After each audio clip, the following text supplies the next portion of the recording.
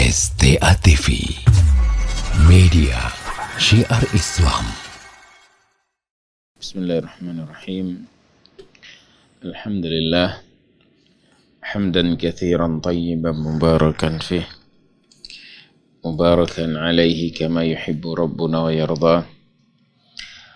Wa ashhadu an la ilaha illallah wahdahu la syarika lah. Wa ashhadu anna Muhammadan abduhu wa rasuluh sallallahu alaihi wa ala alihi wa ashabihi wa man tabi'ahum bi ihsanin ila yaumiddin, amma ba'd. Innama tu'aduna la'atin wa ma antum bimu'jizin. Allahumma 'allimna ma yanfa'una wanfa'na bima 'allamtana wa zidna ilma. Ma'asyiral muslimin wal muslimat, para pendengar radio Syiar Tauhid, semoga Allah Subhanahu wa taala merahmati kita semuanya. Afani Allah wa iyyakum wa barakallahu fikum.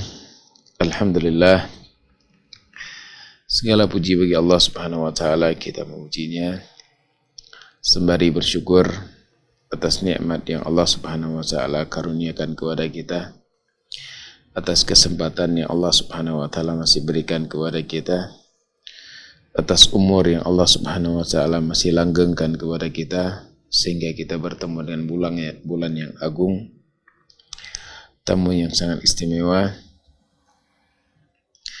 yang datang membawa berbagai macam kebaikan, ampunan, dan yang lainnya. Sungguh dulunya para salaf 6 bulan sebelum Ramadan datang, mereka telah berdoa kepada Allah agar supaya mereka disampaikan kepada bulan Ramadan.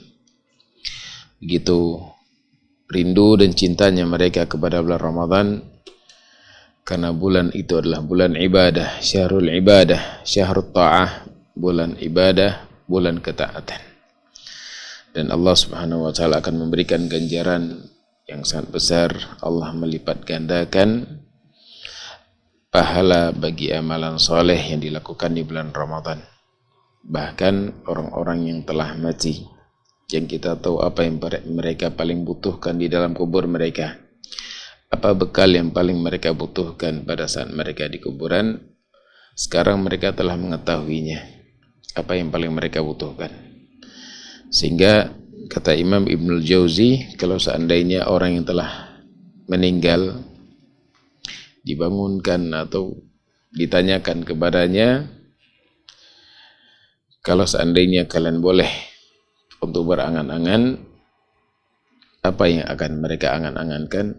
Yaitu mereka akan berangan-angan untuk dihidupkan kembali sehari saja di bulan Ramadan. Sehari saja, ya, untuk hidup di bulan Ramadan. Kemudian mereka akan beramal di bulan tersebut, karena mereka tahu apa yang mereka butuhkan, bekal apa yang mereka sangat butuhkan pada saat mereka di dalam kubur. Maka wallahi ini merupakan nikmat yang sangat agung yang Allah Subhanahu wa taala masih berikan kepada kita. Kesempatan yang Allah Subhanahu wa taala masih berikan kepada kita, dan kita berharap semoga Allah memanjangkan umur kita sampai selesai Ramadan ini dan bertemu dengan Ramadan yang akan datang. Dan kita memohon taufik kepada Allah Subhanahu wa taala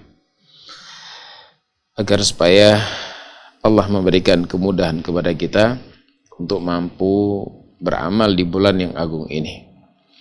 Dan kita memohon kepada Allah Subhanahu wa taala agar supaya Allah memberikan taufik kepada kita, sehingga tidak ada suatu kebaikan pun yang terlewatkan dari kita kecuali kita lakukan.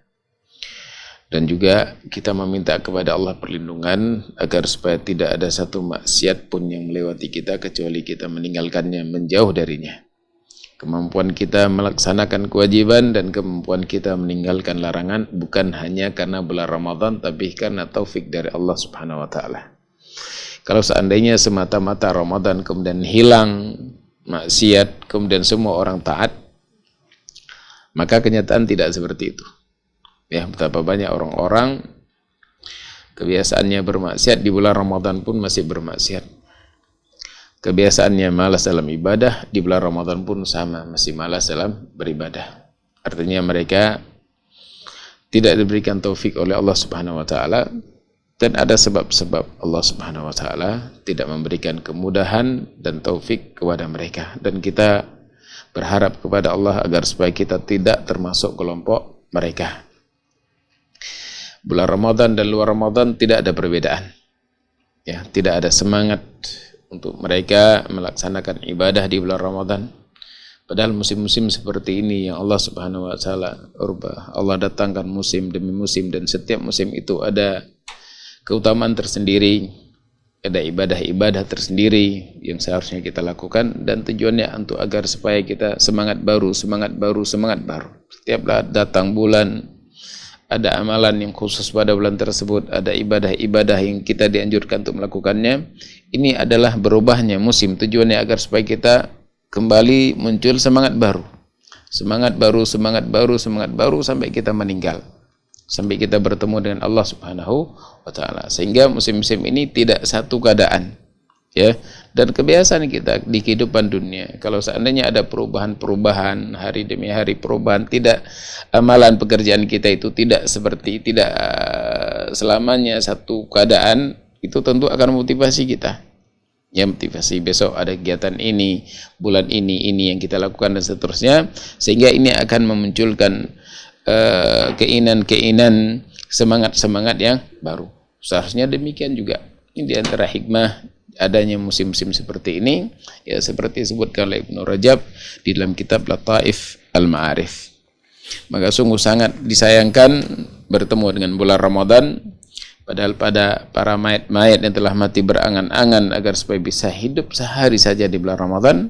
Namun ada manusia-manusia yang hidup di bulan Ramadan, namun mereka tidak mengindahkan, tidak menganggap bulan ini bulan yang agung. Atau sebagian mereka terkena penyakit taswif, nanti saja, masih ada tahun depan. Atau merasa saya masih 40 tahun, saya masih 30 tahun, nanti umur saya 50 tahun, nanti umur saya 60 tahun saya akan beribadah. Ini angan-angan, ya, angan-angan seolah-olah umur itu di tangan dia. Seolah-olah dia bisa setel umur kapan dia mau.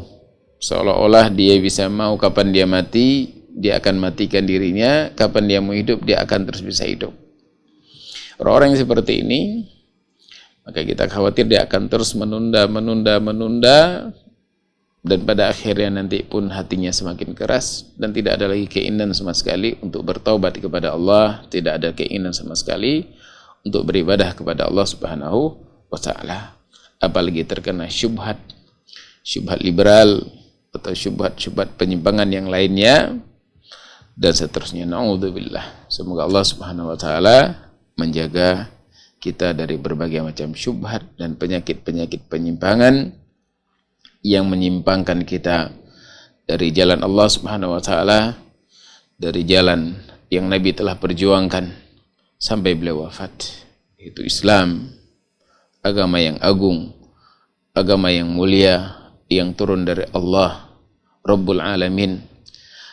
Kemudian Allah turunkan melalui Jibril, kemudian kepada Rasulullah SAW, manusia yang paling agung, manusia yang memiliki akhlak yang sangat mulia, yang beliau telah memperjuangkan agama Allah ini dengan perjuangan yang beliau korbankan seluruh apa yang beliau miliki, harta beliau, tenaga beliau, waktu beliau, pikiran beliau untuk agama Allah ini, agar siapapun yang telah sampai kepadanya agama yang dibawa oleh beliau akan membuat mereka bahagia.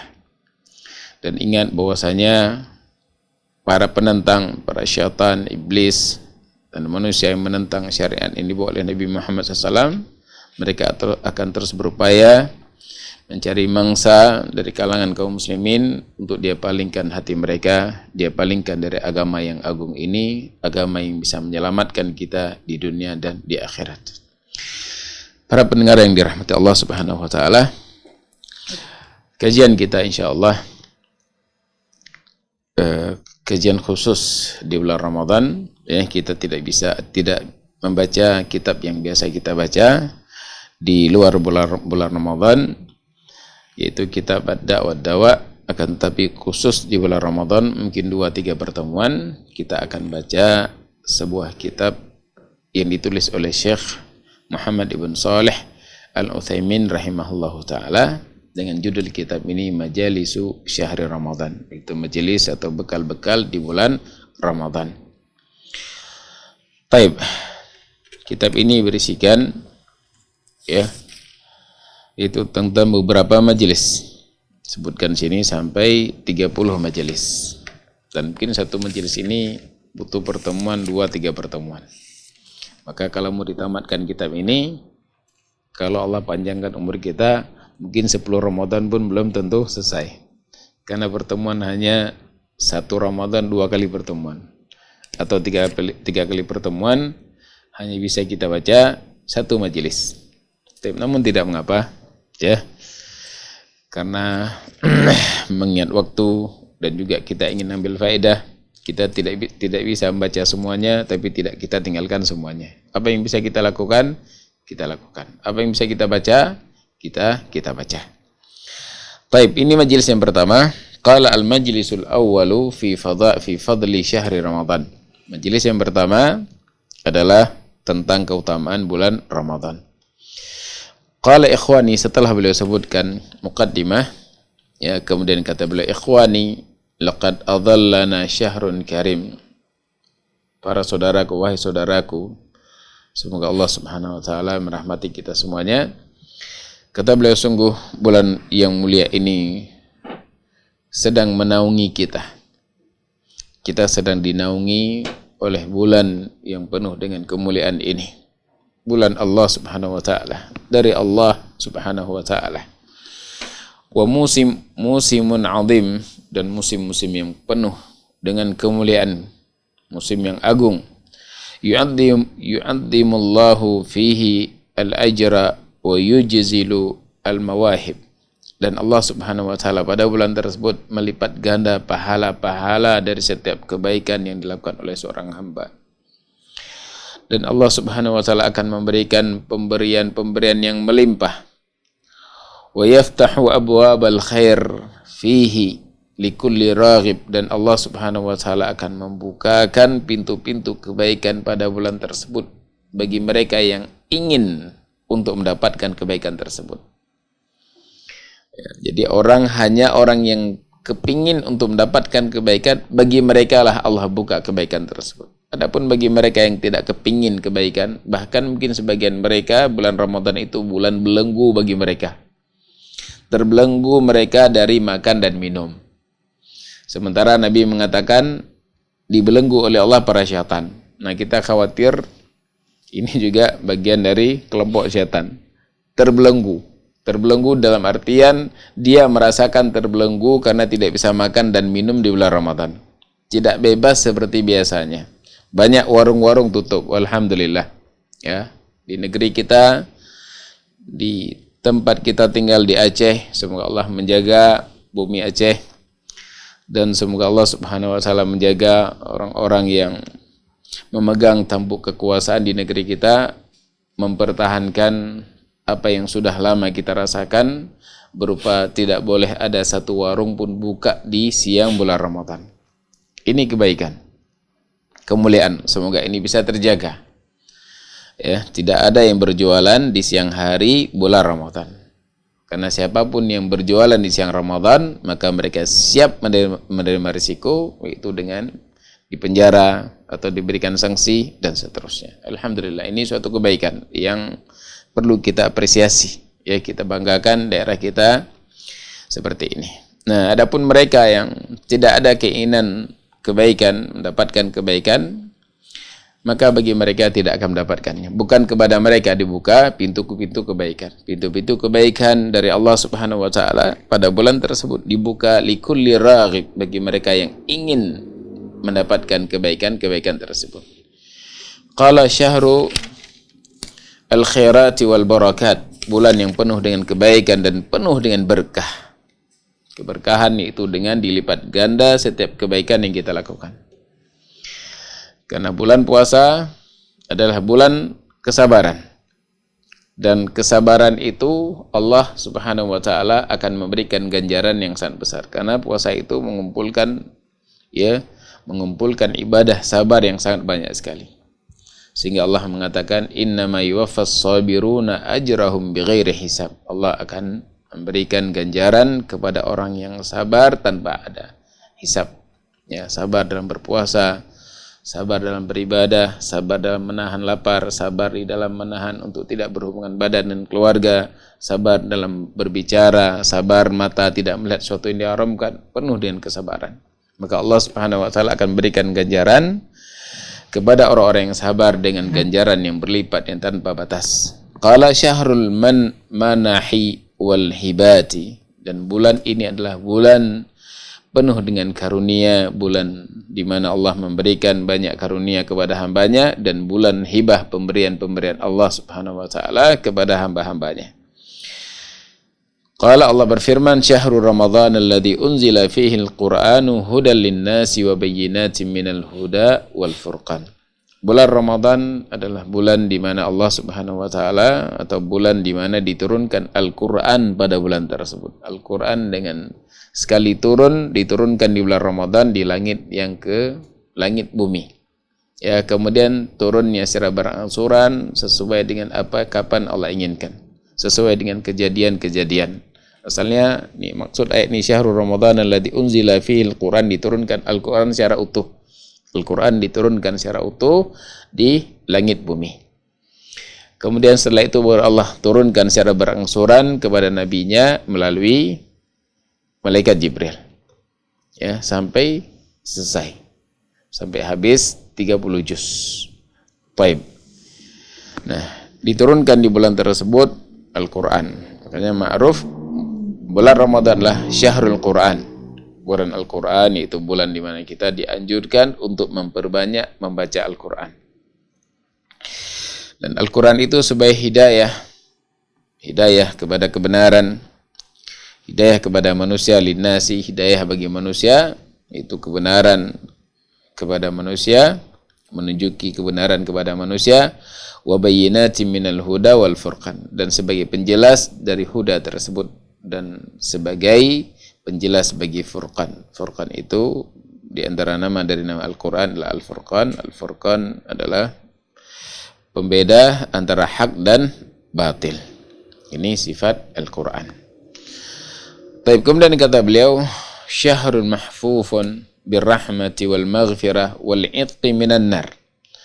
Bulan ini bulan yang diliputi oleh rahmah, bulan yang diliputi oleh ampunan, bulan yang diliputi dari ampunan, kemudian selamat dari bulan yang diliputi dengan dimerdekakan dari neraka.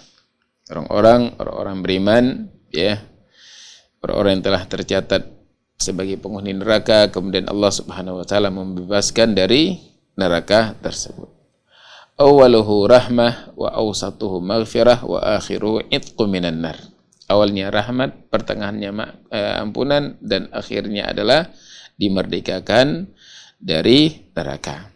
Adapun hadis yang berkaitan dengan ini adalah hadisnya alamah. Namun maksudnya di sini adalah semuanya di malam-malam Ramadan itu malam penuh dengan rahmah, malam ampunan, dan malam dibebaskan manusia dari neraka. Ishtaharat bifadlihi al-akhbar wa tawatarat fihi al-athar. Kemudian tentang keutamaan bulan Ramadan ini sangat banyak dalil-dalilnya. Bahkan atharnya mutawatir berkaitan dengan keutamaan bulan Ramadan. Qala fa fi sahihaini, dalam sahihain, an Abi Hurairah radhiyallahu taala anhu, anna an-nabiy sallallahu alaihi wa ala alihi wasallam qala idza jaa ramadhanu futtihat abwabul jannah. Kata Nabi, apabila datang bulan Ramadan, futihat abwabul jannah, maka dibukalah pintu-pintu surga. Pada saat apabila datang bulan Ramadan, maka dibukalah pintu-pintu surga. Wa ghulliqat abwabun nar, kemudian ditutup pintu-pintu neraka. Wa suffidatis syayatin, dan para syaitan pun dibelenggu. Ya, para syaitan dibelenggu. Sini bukanlah maksudnya ketika dibelenggu syaitan kemudian tidak ada lagi maksiat sama sekali. Karena sebagian orang karena dia melihat dengan pandangan sebelah mata, seolah-olah dia pertentangkan. Katanya syaitan dibelenggu, tapi maksiat juga masih ada.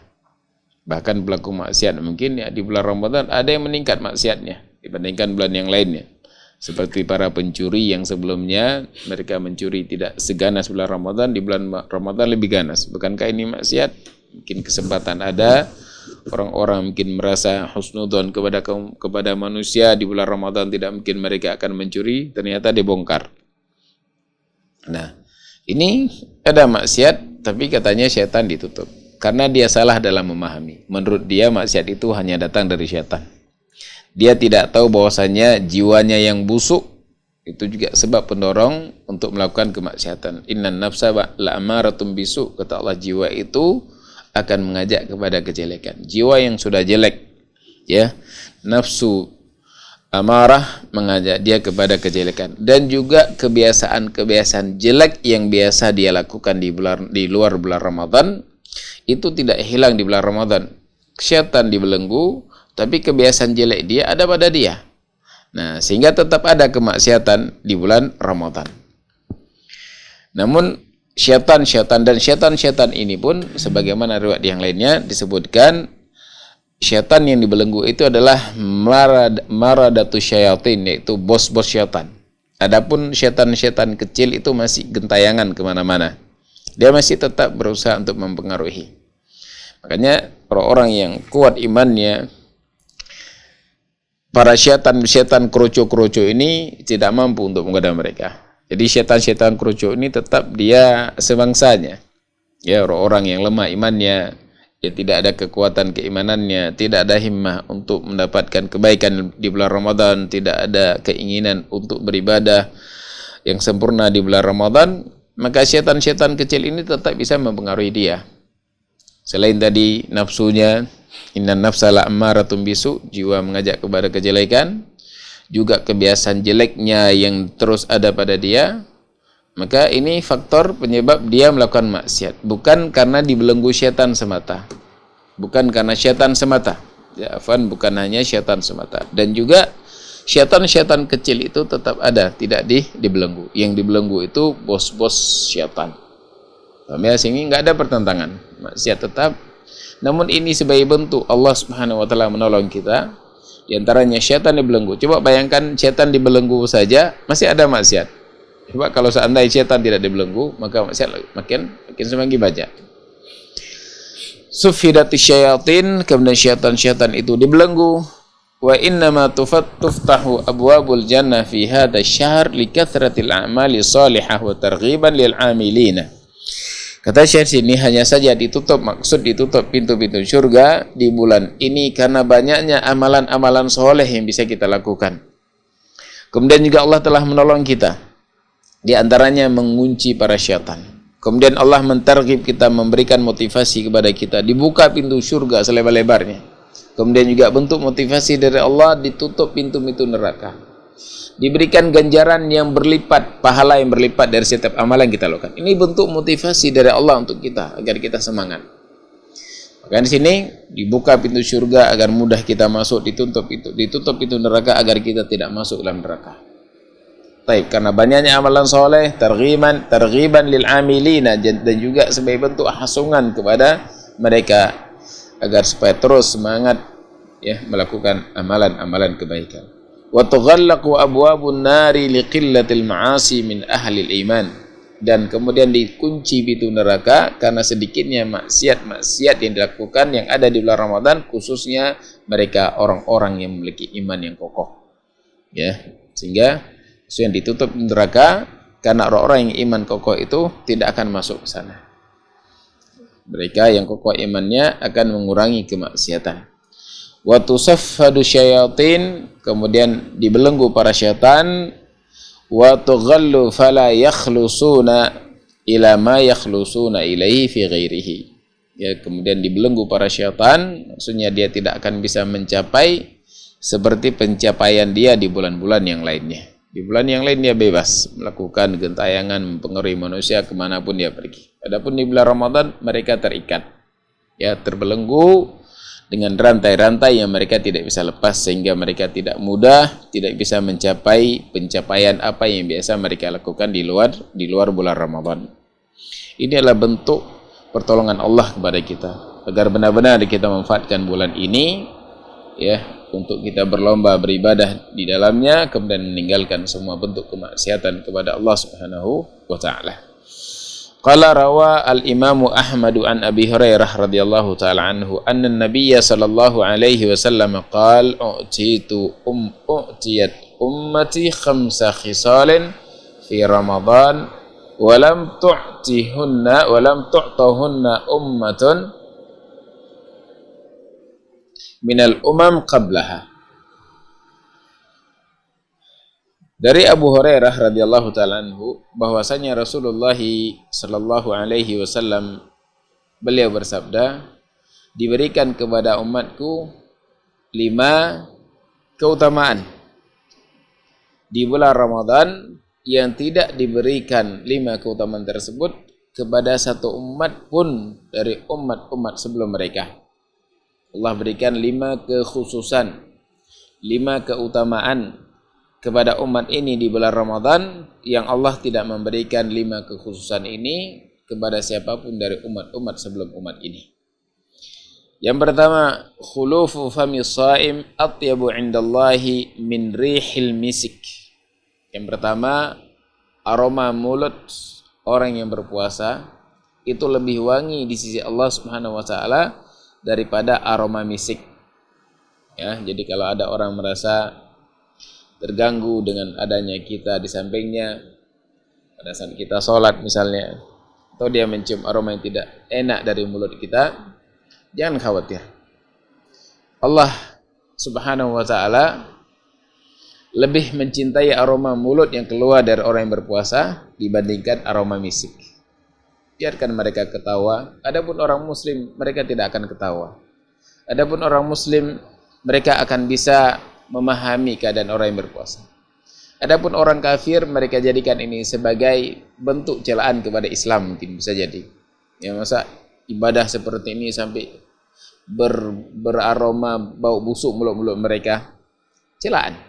Namun ingat, Allah Subhanahu wa taala mencintai mulut-mulut mereka. Ini untuk menutup pintu mereka agar seandainya kalau mereka lontarkan syubhat, apa ini syariat puasa itu sampai membuat bau mulut, apakah seperti ini ajaran kebenaran, ajaran kebaikan, kan biasanya orang liberal, kemudian musuh-musuh Islam, mereka akan berbicara seperti ini.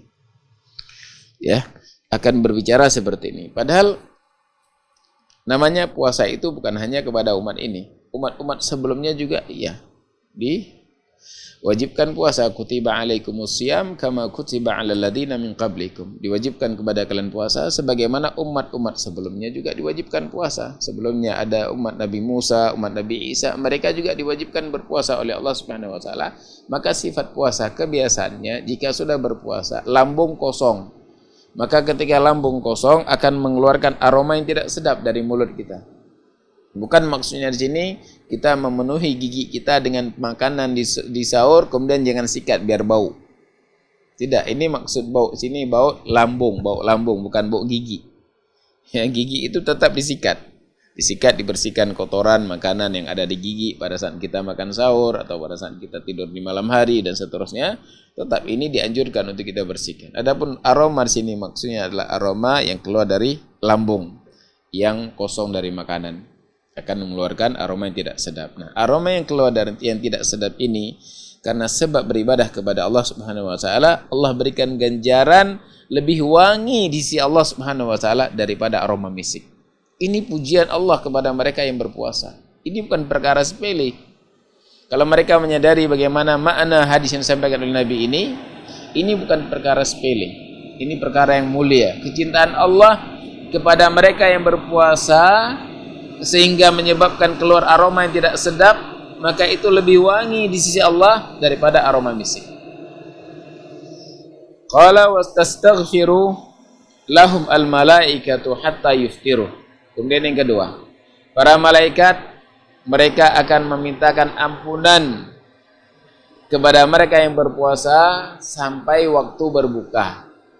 Malaikat yang memintakan ampunan, bukan makhluk biasa. Makhluk yang tidak pernah bermaksiat kepada Allah Subhanahu wa taala, tentu mereka adalah makhluk yang sangat diharapkan dikabulkan doa mereka. Karena di antara sebab dikabulkannya doa adalah yang berdoa ini tidak bermaksiat kepada Allah Subhanahu wa taala. Orang yang berdoa ini adalah orang yang senantiasa mentaati Allah Subhanahu wa taala. Maka siapa manusia yang paling diterima doanya oleh Allah? Yaitu Nabi, Rasul. Kenapa? Karena mereka tidak bermaksiat, karena mereka senantiasa taat kepada Allah, sehingga doa mereka adalah doa yang paling dikabulkan oleh Allah Subhanahu wa taala. Dikabulkan doa mereka bukan hanya karena person semata, tapi sifat mereka sebagai seorang Rasul, sebagai seorang Nabi, yang mereka utusan Allah, tidak bermaksiat kepada Allah Subhanahu wa taala. Ya, maka mereka orang-orang yang diterima doanya. Maka demikian pula para malaikat, la ya'sunallaha ma amarahum. Mereka tidak pernah bermaksiat kepada Allah Subhanahu wa taala. Tentu mereka adalah makhluk yang sangat diharapkan doa-doa mereka akan dikabulkan oleh Allah Subhanahu wa taala. Dan juga mereka meminta ampunan kepada Allah bukan keinginan mereka semata, tapi perintah Allah Subhanahu wa taala. Untuk Allah perintahkan kepada para malaikatnya agar supaya mereka berdoa kepada orang-orang yang berpuasa, mintakan ampunan kepada Allah, yang perintahkan Allah kepada malaikat. Untuk siapa? Untuk mereka yang berpuasa. Tidak mungkin Allah, setelah Allah perintahkan malaikat, kemudian malaikat adalah makhluk yang maksum, kemudian Allah abaikan begitu saja. Tidak mungkin. Ya, makanya puasa itu bulan ampunan dosa. Para malaikat terus berdoa kebaikan ampunan kepada mereka yang berpuasa. Dari semenjak mereka berpuasa adzan subuh sampai mereka berbuka, didoakan terus oleh para malaikat. Dia sedang tidur di siang hari, didoakan. Tidur di siang hari, persiapan untuk malam hari. Tidur sebentar pagi karena malam lelah, begadang beribadah kepada Allah Subhanahu wa taala. Terus malaikat berdoa kepada mereka, memintakan ampunan untuk mereka. Wa yuzayyinullahu kulla yaumin jannatahu. Kemudian yang ketiga, Allah Subhanahu wa taala setiap hari di bulan Ramadan menghiasi surganya. Bisa kita bayangkan bagaimana keindahan surga. Kemudian Allah menghiasi surga. Yang menghiasi adalah Allah Subhanahu wa taala. Bisa dibayangkan, enggak bisa kita bayangkan dengan akal bagaimana indahnya surga. Dihiasi oleh Allah Subhanahu wa taala pada hari-hari puasa. Surga diperindah. Wa yaqulu yushiku ibadi salihun an yulqu anhum mu'nah wal adha wa yasiru ilaik. Kemudian Allah berkata, setelah Allah perindah setiap hari surga, kata Allah Subhanahu wa taala, hambaku yang soleh, ya, mereka hampir datang hambaku yang soleh, yang mereka melepaskan beban dalam kehidupan mereka, melepaskan kesusahan dalam kehidupan mereka, dan mereka menuju kepadamu wahai surga. Hampir-hampir hamba-hambaku yang soleh, mereka melepaskan beban dalam kehidupan dunia mereka, kesengsaraan, kesusahan, kesedihan yang mereka alami, hampir mereka tinggalkan dan mereka sedang menuju kepadamu wahai surga. Subhanallah. Begitu luar biasa Allah persiapkan kepada mereka yang berpuasa. Ya, yang berpuasa, surga diperintahkan oleh Allah untuk berhias. Semakin hari dihiasi dengan indahnya. Semakin bertambah keindahan, dan Allah Subhanahu wa taala persiapkan surga ini kepada hamba-hambanya yang soleh. Kita semuanya di dunia penuh dengan cobaan kehidupan kita, penuh dengan gangguan, penyakit yang kita dapatkan, kesengsaraan kita dapatkan. Sabar sebentar di dunia ini. Sabar dalam kita berpuasa kepada Allah Subhanahu wa taala, dan Allah telah persiapkan surga kita atau mereka yang beramal soleh, yang mengharapkan pahala dari Allah, ikhlas dari seluruh ibadah yang dia lakukan, dan mencocoki sunnah apa yang telah diajarkan oleh Nabi sallallahu alaihi wasallam. Maka mereka sedang berjalan menuju ke surga Allah Subhanahu wa taala, yang Allah telah mempersiapkan surga tersebut. Maka bersabarlah wahai kaum muslimin, Bersabarlah wahai kaum mukminin dengan ujian-ujian yang sedang kita rasakan. Penyakit atau berbagai macam gangguan yang sedang kita alami akan hilang. Tidak lama musibah ini, tidak lama beban ini akan hilang. Ya, tentu bagi mereka yang benar-benar beribadah kepada Allah Subhanahu wa taala, menjadikan kehidupan dunia ini tempat mereka bercocok tanam, mereka ingin memetik hasilnya di akhirat kelak. Qala wa tusaffadu fihi maradatu syayatin. Ini yang keempat. Fala yakhlusuna ila ma kanu yakhlusuna ilaihi fi ghairihi. Kemudian keutamaan yang keempat yang Allah berikan kepada umat ini yang Allah tidak berikan kepada umat-umat sebelum mereka, yaitu Allah Subhanahu wa taala mengunci, membelenggu, dibelenggu para syaitan-syaitan. Maradah itu bos-bos syaitan, dedengkotnya, mungkin para jenderal-jenderalnya. Sehingga mereka pun tidak leluasa. Ya, sebagaimana mereka leluasa di bulan-bulan selain bulan Ramadan. Kemudian yang selanjutnya wa yukfaru lahum fi akhiri lailah. Kemudian di akhir malam mereka akan diampuni dosa-dosa mereka.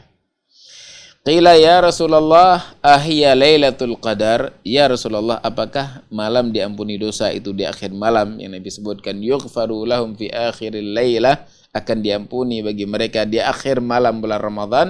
Kemudian ada yang bertanya kepada Nabi, wahai Rasulullah, apakah malam tersebut, akhir malam tersebut yang Allah mengampuni dosa-dosa mereka adalah malam Lailatul Qadar?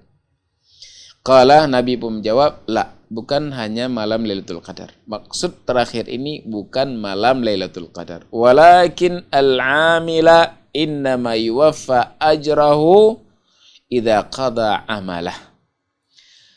Akan tetapi mereka para pekerja akan dibalas, akan diberikan balasan atau akan diberikan upah dari pekerjaannya apabila dia telah melakukan amalannya. Kita telah melakukan amalan dari awal Ramadan ya sampai akhir Ramadan. Sampai akhir Ramadan. Makanya kita berusaha untuk sesempurna mungkin. Ya, kita berusaha sholat kita sesempurna mungkin. Puasa kita dengan sempurna mungkin. Kemudian jaga mata sebaik mungkin. Jaga lisan, jangan sampai mengeluarkan ucapan-ucapan yang membuat Allah murka. Kita berusaha semaksimal mungkin untuk menjadi hamba Allah Subhanahu wa taala yang taat kepada Allah Subhanahu wa taala. Dari awal hari pertama, hari kedua, kita bisa lihat berapa Al-Qur'an sudah kita baca, amalan soleh apa yang bisa kita andalkan, sholat sunnah apa yang bisa kita andalkan. Ya, mudah-mudahan yang biasanya mungkin kesibukan kita nggak sempat sholat duha, kita usahakan bulan Ramadan jangan lupa sholat duha. Kemudian demikian juga sholat sunnah rawatib di luar Ramadan, mungkin kesibukan atau kelalaian kita. Di bulan Ramadan jangan tinggal rawatib minimal 10 rakaat.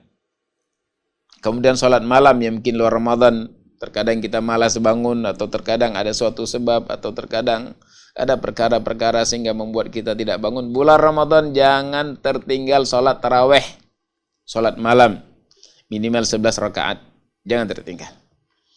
Kemudian dikir-dikir setelah sholat, dikir-dikir yang lainnya, baca Al-Quran dan seterusnya, berusaha untuk dimaksimalkan. Harus berbeda bulan Ramadan dengan bulan yang lainnya. Dan juga harus berbeda Ramadan yang lalu dengan Ramadan sekarang. Harus ada perubahan, harus ada ke arah kebaikan. Kita ingin dapat pahala ganjaran dari Allah Subhanahu wa taala. Begitu banyak hasungan-hasungan dari Allah Subhanahu wa taala, janji-janji dari Allah Subhanahu wa taala, masa kita lewatkan begitu saja? Tidak ada upaya untuk meraih. Begitu cintanya Allah kepada kita. Begitu sayangnya Allah kepada kita. Memberikan kepada kita kesempatan, menghasung kita untuk melakukan semua kebaikan. Tapi kemudian apakah kita mengaku sebagai hamba Allah, kita mengaku mencintai Allah, kemudian kita lewatkan begitu saja?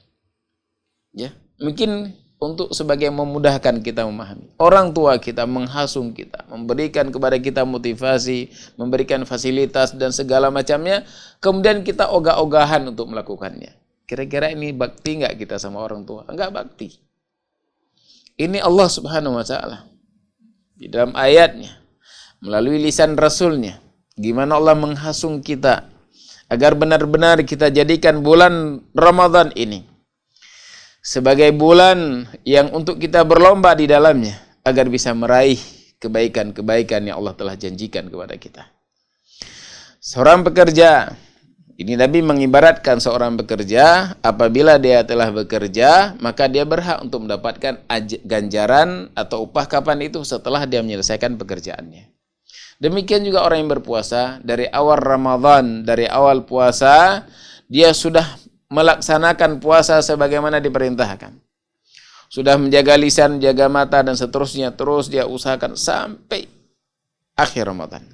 Maka di akhir Ramadan kita dapat hadiah, dapat ganjaran dari Allah Subhanahu wa taala. Ganjarannya Allah siapkan di surga. Allah berikan kepada kita ini ganjaran kepada si fulan sebagaimana Nabi sebutkan, tapi nanti kita ambil di mana? Di surga. Dan kita berharap semangatnya kita di bulan Ramadan ya di dalam menjaga waktu beribadah kepada Allah, menjaga waktu untuk menjauhi dari maksiat kepada Allah. Mudah-mudahan Allah Subhanahu wa taala berikan kepada kita kemudahan dan taufik sehingga apa yang kita lakukan di bulan Ramadan bisa kita lakukan di luar bulan Ramadan dan sampai kita bertemu dengan Allah Subhanahu wa taala, karena memang ini tujuan Allah syariatkan bulan Ramadan, yaitu puasa di bulan Ramadan, la'allakum tattaqun, sehingga takwa ini bukan hanya sekedar angan-angan namun bisa kita raih ya tatkala kita berusaha berpuasa, mendekat kepada Allah Subhanahu wa taala, menjauhkan semua perkara yang Allah haramkan. Maka mudah-mudahan kita menjadi orang yang bertakwa, dan di luar Ramadan pun kita akan menjadi orang yang seperti ini sifatnya. Sehingga setiap amalan soleh yang kita lakukan diterima oleh Allah Subhanahu wa taala, karena kata Allah, innama yataqabbalullahu minal muttaqin. Hanya saja Allah menerima ibadahnya orang-orang yang bertakwa. Mudah-mudahan keluar bulan Ramadan kita sudah mendapat predikat sebagai orang yang bertakwa, sehingga kita sukses di bulan Ramadan, dan kesuksesan kita tersebut terlihat setelah bulan Ramadan. Tapi mungkin untuk hari ini, hari pertama kita, kajian kita di kitab Majalis Ramadan, ya kita cukupkan sampai di sini, dan insyaallah lanjutannya kita akan baca pada pertemuan yang akan datang. Barakallahu fiik. Tafadhal. Pertanyaan coba dibaca.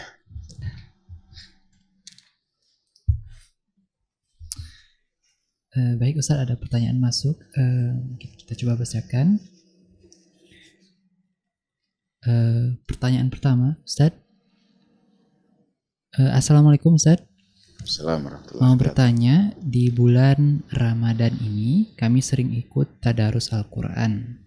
Sering bergantian, misalnya satu orang baca beberapa ayat, lalu dilanjutkan oleh orang lain sampai selesai 30 juz. Pertanyaannya, apakah tadarus seperti ini sudah dianggap khatam Al-Quran juga Ustaz? Dan apakah pahalanya sama dengan orang yang menghatamkan Al-Quran sendirian dari awal sampai akhir? Baik, berkaitan dengan tadarus Al-Quran bersama-sama, sebagian membaca dan sebagian mendengar.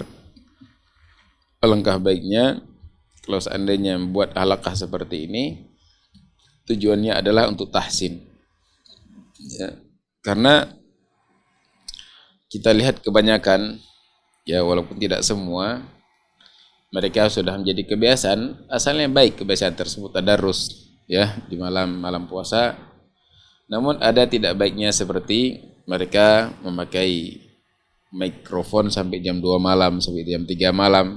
Bukan kita tidak mau Al-Quran, kita sangat rindu dengan Al-Quran, mencintai membaca Al-Quran dan mencintai untuk mendengar Al-Quran ya, ini fitrah seorang muslim. Namun untuk membaca Al-Quran sampai jam 2 malam itu bagaimanapun tetap terganggu.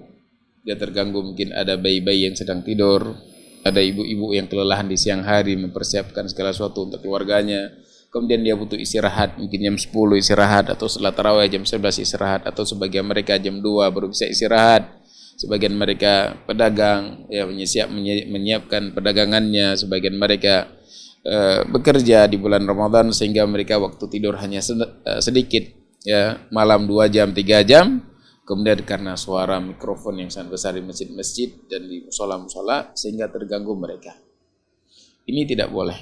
ya, mengganggu orang yang sedang tidur, karena orang tidur itu adalah sesuatu yang harus dilakukan. Coba sekarang kalau dia nggak tidur, ya, sengaja tidak tidur, maksa tidak tidur, ini berbahaya. Dia bisa membuat badan sakit, ya, bisa down dan seterusnya. Maka ini mengganggu orang yang sedang tidur, tidak dibolehkan, apapun alasannya, ya. Walaupun itu membaca Al-Quran membuat orang terganggu dalam tidurnya. Ini yang pertama. Kemudian yang kedua, kebiasaan mereka dalam tadarus Al-Quran, ya, mereka membaca sembarangan, hanya tujuannya menyelesaikan 30 juz, semalam 1 juz, 1 juz, 1 juz. Sebagian baca dengan bacaan yang kalau kita dengar jauh sekali dari hukum tajwid, jauh sekali dari kebenaran pada saat mereka baca. Bukan hanya sekedar pendek panjang, tapi terkadang hurufnya, terkadang syakal harokat huruf juga berubah-berubah berbeda. Dan kita khawatir ketika syakal harokat berubah, ini bisa merubah makna. Maka yang seperti ini tidak baik.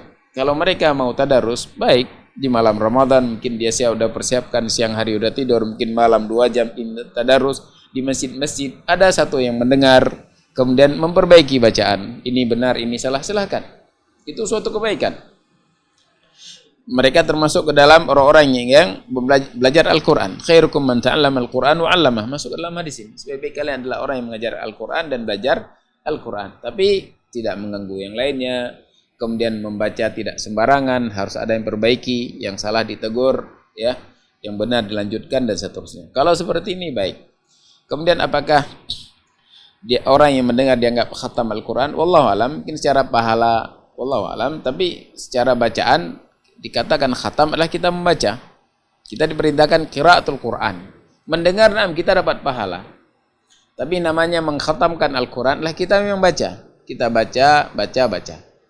Kalau seandainya mendengar sama membaca hukumnya, maka mungkin kita yang malas baca Al-Quran, letakkan Al-Quran 3 juz, dia dengar aja.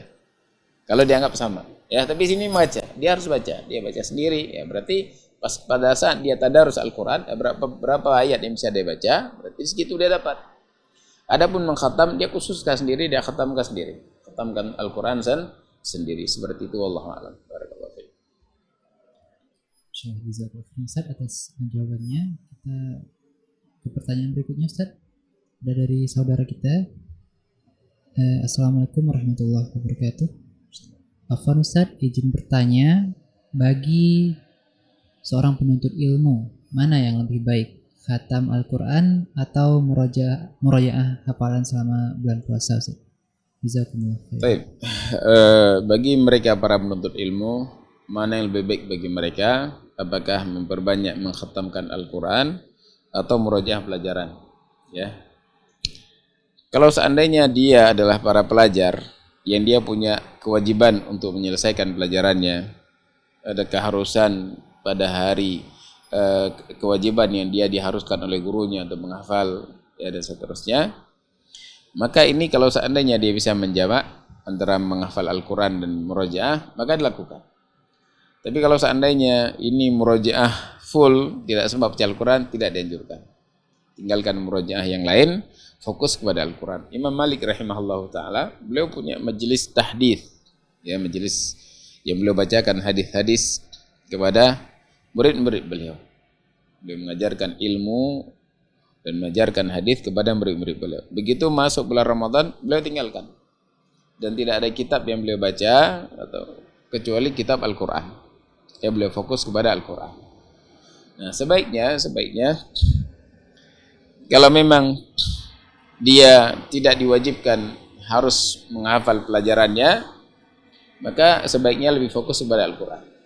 Tapi kalau dia khawatir, kalau dia nggak hafal setelah hari raya dia harus ujian misalnya, ya dicari waktu, ya sehari mungkin setengah jam, 1 jam untuk dia merojaah pelajarannya, kemudian yang lainnya untuk Al-Quran.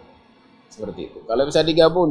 Kalau nggak bisa digabung seperti kita sebutkan tadi, sampai nggak ada waktu untuk Al-Quran, maka ini nggak boleh.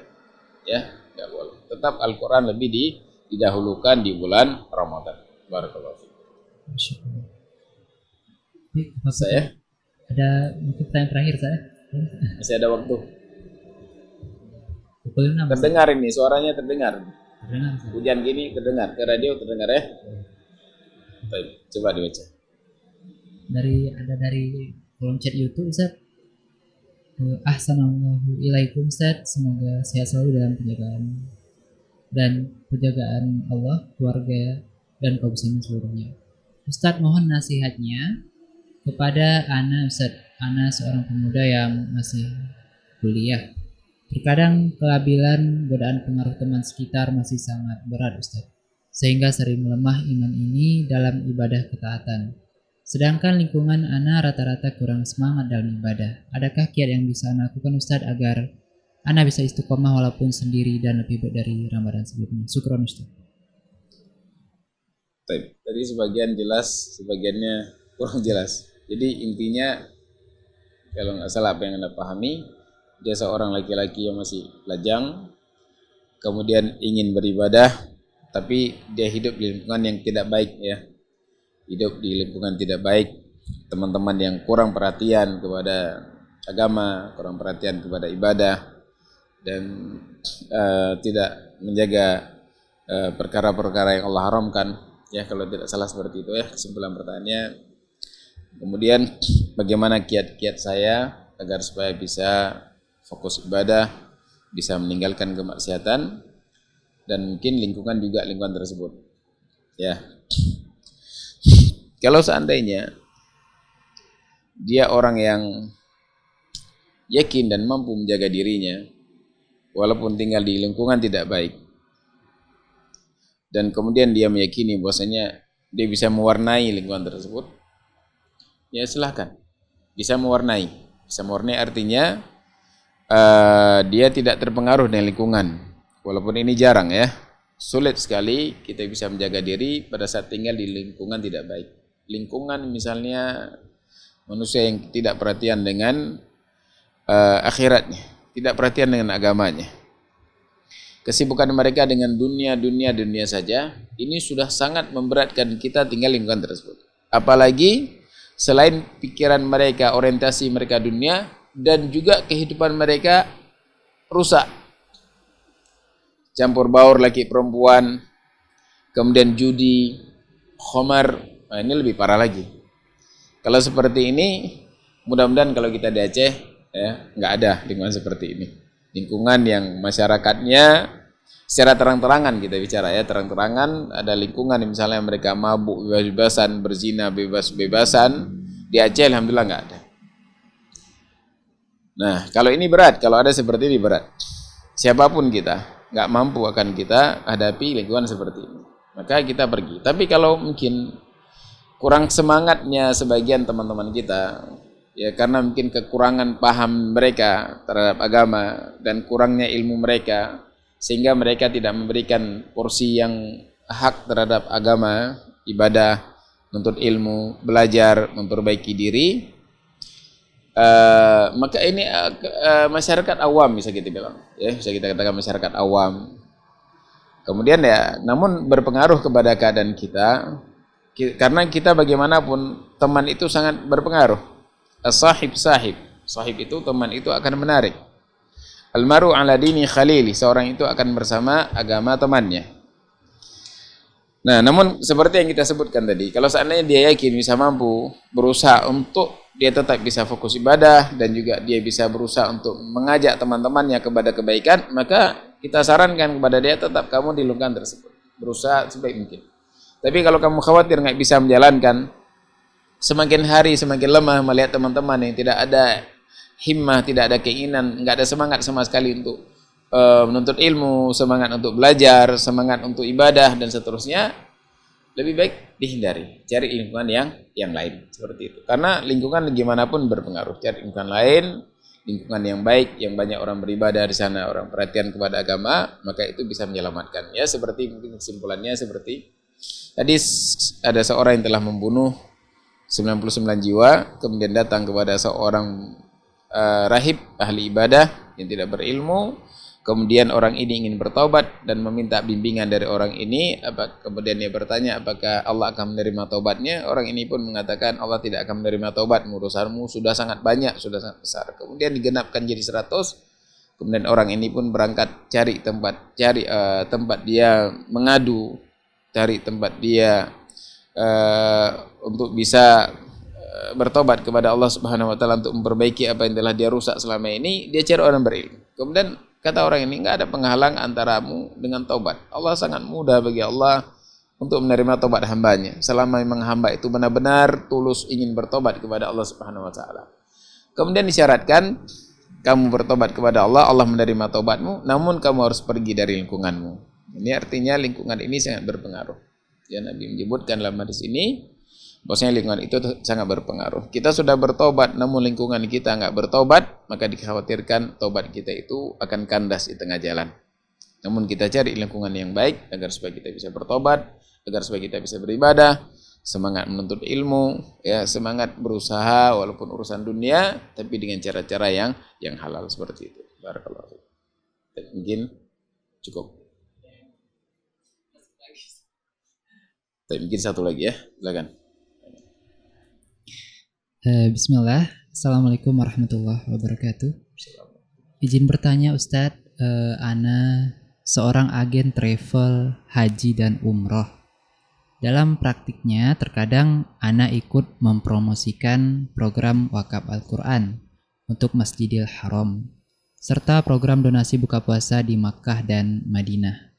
Dari program tersebut Ana mengambil selisih sebagai keuntungan atas jasa pengadaan, pengelolaan dan penyaluran. Pertanyaannya Ustadz, apakah mengambil selisih keuntungan dari program wakaf Al-Quran dan donasi buka puasa seperti ini diperbolehkan secara syariat?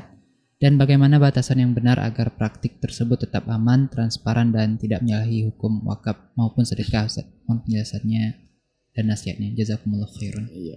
Baik. Berkaitan dengan wakil, mungkin ya ini statusnya sebagai wakil. Ya, wakil itu dia tidak boleh melakukan lebih dari apa yang dia diwakilkan. Misalnya ini, si A mewakilkan kepada si B untuk membeli suatu barang. Si A mengatakan kepada si B, wahai B, tolong belikan kepada saya makanan, kemudian berikan kepada orang fakir miskin.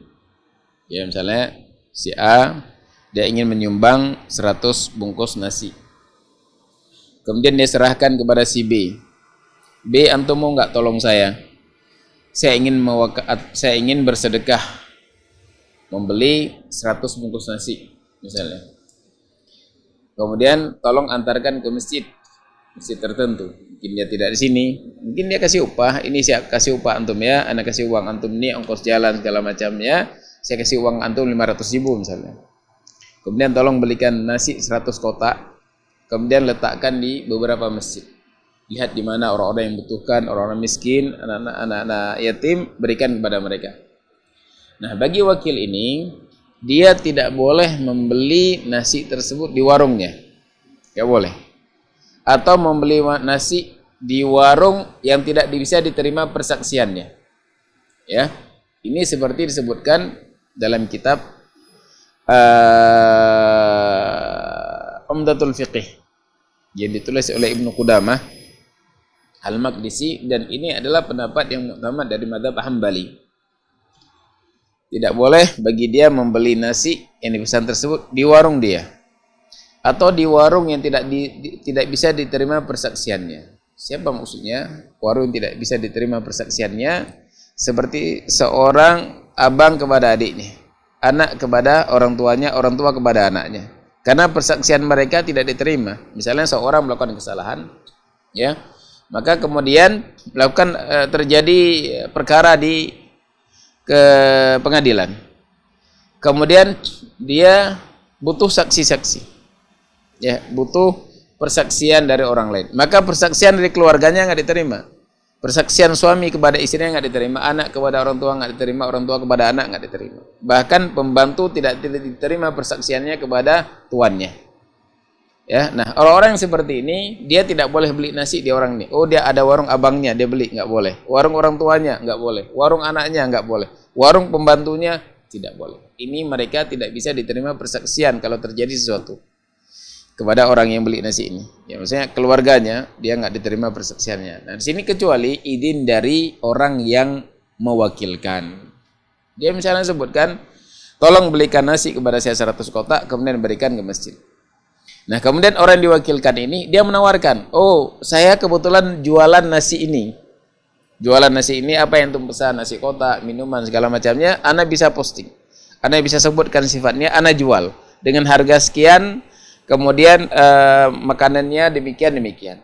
Nah, kalau yang mewakil, oh lebih bagus kalau antum punya misalnya, beli. Oh ini punya orang tua saya, adik saya, abang saya, kakak saya dan seterusnya, dia jualan nasi. Apa yang antum minta ada pada dia. Kalau izin dari yang mewakilkan, silakan. Tapi kalau yang mewakilkan nggak berikan izin, nggak boleh.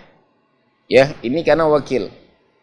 Nah, orang yang membuka dia ini statusnya apa? Orang yang membuka donasi, ya mungkin dia ingin jual Al-Quran, jual mushaf. Dia tinggal di Madinah dan dia tahu orang-orang kepingin mewakafkan mushaf di Masjid Nabawi. Nah ini sudah bentuknya sudah jual beli. Kalau jual beli sebaiknya dia sediakan dulu mushafnya. Dia beli mushaf, dia sediakan mushaf, misalnya berapa lusin dia mau, kemudian dia tawarkan, ini saya jual mushaf. Mushaf ini saya jual dengan harga 150.000 atau 200.000. Dia jual. Nah, kemudian dia nggak perlu sebutkan modal. Ini karena bukan murabahah. Kalau murabahah silakan. Murabahah misalnya saya beli Quran ini 100.000. Siapa yang mau wakafkan ke masjid, kemudian saya minta persen. Minta persen 20% misalnya. 100.000 berarti 20%, 20.000. Siapa mau kasihkan 20.000, ini murabahah namanya. Dia cari untung dengan persen, tapi dia nggak boleh bohong berapa Al-Quran yang dia beli, berapa harga Al-Quran, 100.000. Kemudian berapa persen diambil, 20%, berarti 120.000. Dia sebaiknya sediakan mushaf. Sediakan mushaf, kemudian dia tawarkan mushaf, dia jual mushaf. Boleh dia jual, bukan murabahah, dia jual langsung satu mushafnya 200.000. Yang mau akan saya letakkan di masjid, silahkan, tidak masalah. Ya. Atau dia kepingin menyediakan mushaf-mushaf. Dia ingin bantu orang, kemudian dia minta fee. Sebutkan fee. Ya, fee berarti sama dengan murabahah tadi. Harganya sekian, saya minta fee sekian. Setiap mushaf saya minta 20% atau saya minta 30%. Sebutkan berapa harga belinya, kemudian 20% dari harga beli berapa. Sekian, maka ditransfer uang sekian, tidak masalah. Yang seperti ini tidak masalah. Ya, yang tidak boleh seperti kita sebutkan tadi. Orang titip sesuatu, kemudian kita beli di tempat kita.